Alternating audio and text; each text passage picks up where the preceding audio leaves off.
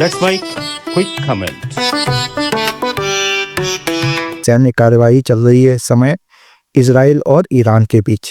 असल में इस समय मिडिल ईस्ट या मध्य पूर्व जिसे कहते हैं उसमें 3 तरह के कॉन्फ्लिक्ट चल रहे हैं और ये तीनों ही देखा जाए तो इजराइल और ईरान या ईरान समर्थित गुटों के बीच में। पहला जो कि सबसे लंबा चल रहा है जो कि इजराइल और हमास के बीच में, और हमास को ईरान के द्वारा मॉरल और मटेरियल सपोर्ट दोनों ही दिया जाता है। दूसरा है पश्चिम और पर्टिकुलरली इजराइल के बीच में, वेस्टर्न वर्ल्ड और इजराइल एक तरफ, और दूसरी तरफ है यमन जहाँ की जो कि हूती शासित है, और हूती जो हैं वो शिया हैं और उनको ईरान का समर्थन है। तीसरा ईरान और इजराइल के बीच में डायरेक्टली। और जो कुछ पिछले 2 दिनों में हुआ है वो कुछ हमें एक स्टैंड अलोन रूप में नहीं देखना चाहिए बल्कि एक सीरीज ऑफ इवेंट्स के रूप में देखना चाहिए जो कि लास्ट कम से कम पिछले करीबन 2 सालों से चल रहे हैं। लेकिन जो कुछ पिछले 2 दिनों में हुआ है वो थोड़ा सा ज़्यादा आक्रामक है और उसके प्रभाव जो कि है वो ज़्यादा वाइड स्प्रेड भी हो सकते हैं, उसके इफेक्ट्स ज़्यादा वाइड स्प्रेड होंगे और ज़्यादा करके इसके जो आफ्टर इफेक्ट्स होंगे वो वाइड स्प्रेड भी हो सकते हैं। जैसा कि आप सभी को पता है इजराइल ने पहले जो उनकी सैन्य नेतृत्व और उनके न्यूक्लियर साइंटिस्ट और जो उनके वेपन जो कि न्यूक्लियर वेपन्स प्रोग्राम में जितनी भी फैसिलिटीज़ थी इंक्लूडिंग जहाँ पे कि यूरेनियम का एनरिचमेंट होता था, सेंट्रीफ्यूज होते थे, जहाँ पे हैवी वाटर बनाया जाता था, उन सभी ठिकानों पे इजराइल ने अपनी वायुसेना के साथ हमला किया है। और इसमें जहाँ तक जैसा कि मीडिया में आ रहा है काफ़ी नुकसान भी हुआ है और कुछ ऐसा भी कहा जा रहा है कि एक फैसिलिटी में इंटरनल रेडिएशन भी हुआ है। इम्पॉर्टेंट बात यह है कि इजराइल ने जो अकेला सिविल न्यूक्लियर इंस्टॉलेशन है बुशैर में ईरान के उसको अपने पिछले अटैक में टच नहीं किया है। सो इजराइल का मानना यह है कि ईरान को न्यूक्लियर वेपन मिलने पर इजराइल की सॉवरेनिटी, टेरिटोरियल इंटीग्रिटी खत्म हो सकती है और वो उसे एक एक्सिस्टेंशियल थ्रेट के रूप में देखता है। और ईरान का न्यूक्लियर वेपन पाना इजराइल के लिए स्ट्रिक्ट नो है।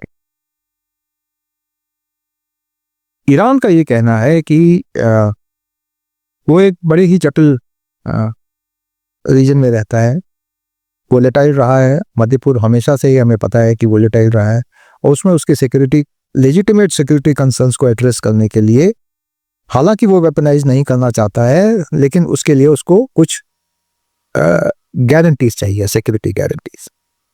और जैसा कि हम बात इस समय इस बारे में डिस्कस कर रहे हैं, एक और इम्पॉर्टेंट बात ये भी ध्यान में रखनी चाहिए कि अमेरिका और इजराइल के बीच में न्यूक्लियर वेपन्स प्रोग्राम को रोल बैक करने के लिए भी वादाएं चल रही। इजराइल के अटैक के जवाब में ईरान ने अभी तक पहले ड्रोन से हमला किया और उसके बाद कल रात को काफ़ी बड़ी संख्या में बैलिस्टिक मिसाइल इजराइल की तरफ आगे हैं, जिसमें से कि कुछ तेल अवीव वगैरह के आसपास गिरे हैं और कुछ नुकसान भी हुआ है जान और माल का।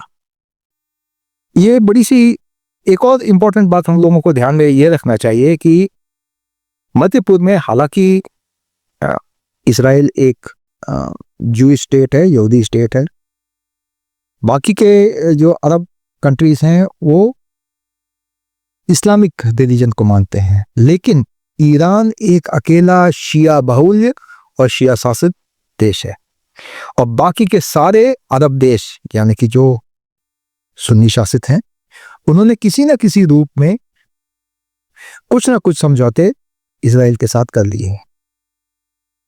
और ईरान का ये मानना है कि Israel as a state should not exist and it's an illegal state. So ये एक बड़ी ही जटिल सी समस्या है जिसमें कि बहुत सारे एक्टर्स जो उस रेसिडेंट एक्टर्स हैं, जो कि अरब देश, शिया, सुन्नी, जिन्हें भी आप जैसा भी आप उन्हें देखना चाहें, इजराइल, बाकी के सब, क्योंकि वहाँ से बहुत सारा तेल और ऊर्जा के संसाधन वहाँ पे हैं, गैस के रिजर्व्स हैं, इसलिए बाकी सारे कंट्रीज़ के और मेजर पावर्स लाइक जैसे यूनाइटेड स्टेट्स ले लीजिए, यूरोप, इंडिया, रशिया वगैरह, सबके कुछ ना कुछ वहाँ पे इंटरेस्ट है। आगे देखने वाली बात है कि इसका प्रभाव क्या पड़ेगा या प्रभाव क्या पड़ा है। सबसे पहले तो 2 प्रभाव पड़े हैं कि सोने का दाम, जो कि कंसिडर किया जाता है कि वोलेटाइल सीजन्स में इट्स अ बेटर इन्वेस्टमेंट, उसके दाम बढ़ गए, और ऑफ कोर्स क्रूड ऑयल के भी दाम बढ़े हैं। इंडिया पे इसका क्या प्रभाव पड़ेगा? इंडिया पर प्रभाव 2 या 3 तरीके से पड़ सकता है। एक तो जो हमारे यहाँ एनर्जी के जो स्रोत हैं वो डिसरप्ट हो सकते हैं यदि ये सैन्य कार्यवाही और ज़्यादा आक्रामक और ज़्यादा वाइड स्प्रेड होती है और इसमें दूसरे देश वगैरह भी इन्वॉल्व हो जाएं तो।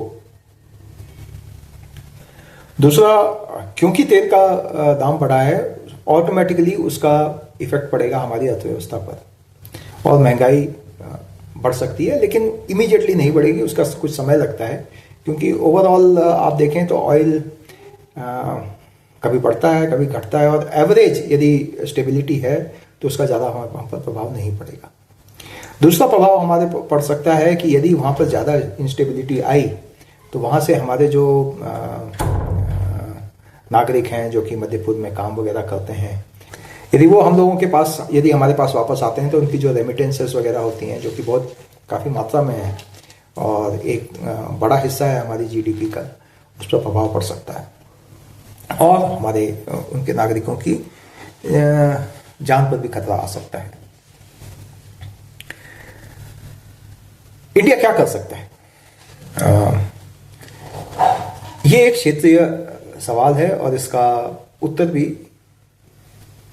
क्षेत्रीय एक्टर्स के में जो कि डायरेक्टली इन्वॉल्व हैं उन्हीं को खोजना पड़ेगा। हमारे विदेश मंत्री ने दोनों ही पक्षों से बात की है। हमारे प्रधानमंत्री जी ने भी यही कहा है कि क्षेत्रीय शांति और दोनों में बायलैटरल पीस और डिप्लोमेसी को ज़्यादा स्पेस देना चाहिए। ओवरऑल अभी यदि हम कहें तो इस समय इससे ज़्यादा अनुमान लगाना मुश्किल है, क्योंकि दोनों ही तरफ से अभी तक सैन्य कार्यवाही बंद नहीं हुई है। जब पहली बार 2 दिन पहले जब इजराइल ने अटैक किया था तो उनके बेंजामिन नेतन्याहू ने यह कहा था कि ये it is first in series of attacks and it will continue for days, यानी कि कुछ दिनों तक चलेगा। तो अभी हमने इसका अंत नहीं देखा है, ये सिवाय इसके कि यदि किसी तरह की उनके बीच में सीज फायर वगैरह हो। और ईरान भी क्योंकि उसके ऊपर काफ़ी नुकसान हुआ है, वो भी इतने पर रुकने वाला नहीं है। तो ये इस समय एक छोटा सा विश्लेषण है कि भारत पर इमीडिएटली बहुत ज़्यादा फर्क नहीं पड़ेगा, लेकिन यदि ये ज़्यादा आक्रामक होती है और बहुत ज़्यादा दिनों तक चलती है तो इसका ऑफ कोर्स हमारे ऊपर सामरिक और economic, strategic as well as economic रूप से हम लोगों पर प्रभाव पड़ेगा। धन्यवाद। आप सुन रहे थे let's mic more than radio. Follow कीजिए हमें हमारे सोशल मीडिया प्लेटफॉर्म्स पर। It's time for news. It's time for more than radio. Presenting the first radio news app, Let's Mic. Let's Mic, a news-based app on your phone where you get to watch and listen news, talk shows, interviews, radio show podcasts. On Let's Mic, you get all relevant information of TV, print, radio, podcast, and digital. Let's Mike talks about every segment of life.